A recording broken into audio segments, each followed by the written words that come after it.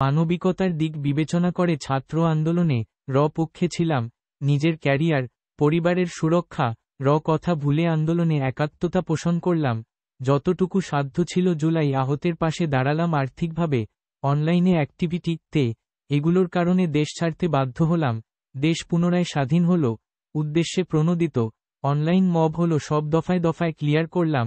Tag লাগালেন রাজাকার, দিলেন ভুয়া মামলা, চাইলেন মামলা ক্লিয়ার করার জন্য বিপুল টাকা, দিতে ব্যর্থ হলাম।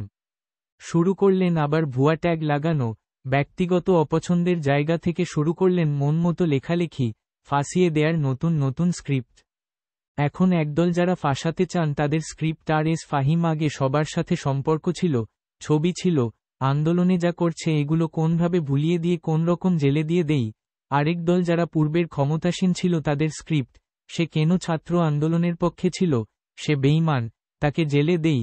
তার বাসা মব সৃষ্টি করে একটা হামলা চালাই, তাকে শেষ করে দেই। তাহলে বলেন আমার দোষটা ঠিক কোন জায়গায়? ট্যাগ দেন আমি কিশোর গ্যাং চালাই, সেটা কারণ কি জানেন? কেন আমাকে এই ছেলেগুলো এত ভালোবাসে, কেন আমি না ডাকলেও বারবার আসে? কপালে কি আছে জানি না, কি হবে সেটাও জানি না। শুধু এতটুকু জানি সব কালো চক্রান্ত, ব্যক্তিগত আক্রমণ থেকে রক্ষা করার মালিক আল্লাহ। ইনশাআল্লাহ আমি হারব না, আপনাদের ভালোবাসা আমাকে ঠিকই রক্ষা করবে। সবাই ভালো থাকবেন সব সময়।